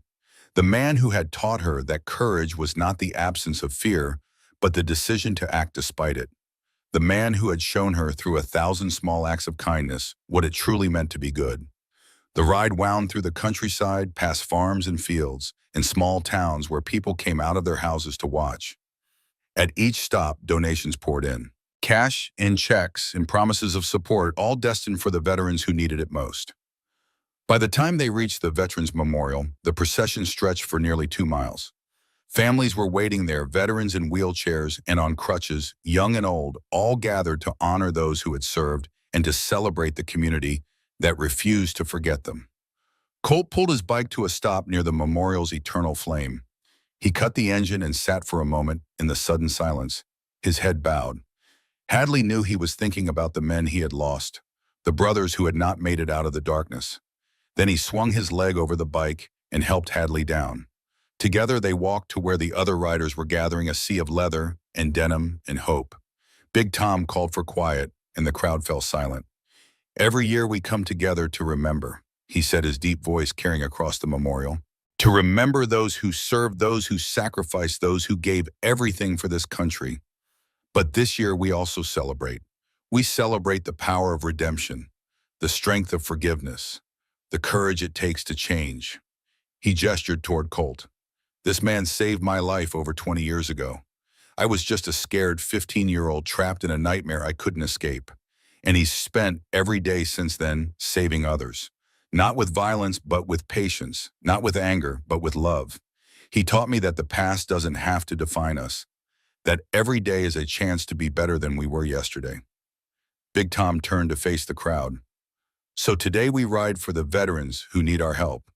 But we also ride for everyone who's ever been told they can't change, who's ever been written off as hopeless, who's ever looked in the mirror and wondered if there was any good left in them." His voice rose with conviction. "We ride to prove them wrong." The cheering was thunderous. Engines revved in celebration, a mechanical roar that shook the ground beneath their feet. Hadley found herself crying and laughing at the same time, overwhelmed by the joy and the sorrow and the fierce, unshakable hope. Later, after the speeches were finished and the donations were counted, Hadley found herself standing alone by the memorial. The names of the fallen were etched into the granite, thousands of them, each one a life cut short, a story left unfinished. She heard footsteps behind her and turned to find Wade standing there. He looked nervous, uncertain, like a man who was not sure he had the right to be in this place. "I wanted to thank you," he said quietly, "for what you did in the warehouse and after." Hadley shook her head. "You don't have to thank me." "Yeah, I do." Wade's voice cracked slightly. "You could have let them take me to prison. You could have hated me for what I did to your family. But instead, you showed me that picture. You reminded me of who I used to be." He reached into his pocket and pulled out the photograph. The same photograph, now protected by a plastic sleeve. "Your father gave this to me," Wade said. "Told me to keep it, to remember that I'm not alone." Hadley looked at the image. Two young men with their arms around each other, grinning at a future they could not have imagined. So much had happened since that picture was taken. So much pain, so much loss, so much wasted time. But also redemption, also forgiveness, also love. "You're part of this family now," Hadley said. "For real this time. No more running, no more hiding, just us taking care of each other." Wade's eyes filled with tears. "I don't deserve that." "Maybe not," Hadley admitted. "But that's kind of the point, isn't it? None of us deserve the grace we're given. We just have to try to be worthy of it." She reached out and took his hand. His fingers were rough and scarred, but his grip was gentle. "My dad believes in you," she said. "Piper believes in you, and I believe in you too. So stop trying to earn it and just accept it. That's all any of us can do." Wade stood there for a long moment, struggling with emotions he had spent a lifetime trying to suppress. Then slowly he nodded. "Okay," he whispered, "okay." They walked back to the gathering together, two unlikely allies bound by a shared commitment to something bigger than themselves. The sun was beginning to set, painting the sky in shades of orange and gold. The veterans and their families were starting to disperse, heading home with full hearts and renewed hope. Colt stood by his motorcycle waiting. Piper was already perched on the back of Big Tom's bike, laughing at something he had said. When Colt saw Hadley and Wade approaching, his weathered face broke into a smile. "Ready to head home?" he asked. Hadley looked at her father. At this man who had been given a second chance and had spent every moment since then trying to deserve it. At this biker with the leather jacket and the tattoos and the heart as big as the open road. "Yeah," she said, "I'm ready." She climbed onto the back of the Harley and wrapped her arms around her father's chest. Wade mounted his own bike nearby, looking more comfortable now, more at home. The engines roared to life one final time. The setting sun cast long shadows across the memorial as the riders prepared to depart. In a few minutes they would begin scattered to their various homes and lives. But something would remain, something permanent and precious. A family, not built from blood, but from choice, from forgiveness, from the radical belief that people could change if only someone believed in them. Hadley pressed her cheek against her father's back and closed her eyes. She thought about that day in history class, what felt like a lifetime ago. She had said her dad was a biker, and everyone had laughed. They were not laughing now, because her dad was a biker. He was also a hero, a mentor, a protector, and the best man she had ever known. He had taught her that strength was not about violence or intimidation, but about having the courage to change. He had shown her that family was not about blood, but about the promises you make and the love you choose to give. And she had never been more proud to be his daughter. The motorcycles pulled away from the memorial in a long, thundering line. Hadley held on tight as the wind rushed past, as the road stretched out before them, as the last light of day painted the world in gold. Behind her, Wade rode steady and true, no longer running from his past. Beside them, Piper laughed with pure joy, finally free from her grief. And ahead, leading them all, her father rode toward home, toward tomorrow, toward whatever came next. The road was open and the journey was far from over. But for the first time in as long as Hadley could remember, she was not afraid of where it might lead, because she knew now that she would not be making the journey alone. She had her father, she had her sister, she had a family built from broken pieces and held together by love. As the sun dipped below the horizon and the first stars began to appear, Hadley thought about everything that had brought her to this moment. The classroom where she had spoken 3 simple words and watched her world crumble. The photographs that had revealed her father's darkest chapter. The warehouse where she had faced down a broken man and offered him something no one else had: hope. She thought about her mother, the woman she barely remembered, but whose influence shaped every part of who she had become. Laurel had seen something in Colt that no one else could see, and she had loved him enough to help him become the man he was meant to be. That was her legacy. That was the gift she had passed on to her daughter. And Hadley understood now that she had inherited that gift. The ability to see the good in people, even when they could not see it themselves. The courage to reach out to someone drowning in darkness and pull them toward the light. The faith to believe that change was possible, that redemption was real, that every person deserved at least one more chance. The motorcycles rumbled on through the gathering dusk, a river of chrome and leather flowing toward home. Hadley tightened her arms around her father and smiled. She had spent so many years being ashamed of who he was. But now she understood that his past, all of it, the darkness and the violence and the desperate search for belonging, had shaped him into the man who had raised her. The man who had loved her unconditionally. The man who had shown her through his own transformation that the measure of a person was not where they had been, but where they chose to go. My dad is a biker, she thought, the words no longer carrying any shame. And I have never been more proud. The last of the daylight faded, and the stars came out one by one, pinpricks of light against the vast darkness of the sky. The road stretched on ahead, winding through hills and valleys, past farms and fields, toward a future that was uncertain but full of promise. Hadley closed her eyes and let the rhythm of the ride carry her forward. Tomorrow would bring new challenges, new obstacles, new opportunities to prove that she was her father's daughter in every way that mattered. There would be moments of doubt and fear, moments when the old shame tried to creep back in. But she would face them the same way her father had faced his demons, with courage, with compassion, with the unshakable belief that it was never too late to become who you were meant to be. The engines hummed beneath them, a lullaby of power and freedom. And as the Brennan family rode toward home, surrounded by the brothers and sisters they had chosen, Hadley knew that she had found something precious. Not just a family, a purpose. And that was enough. That was everything.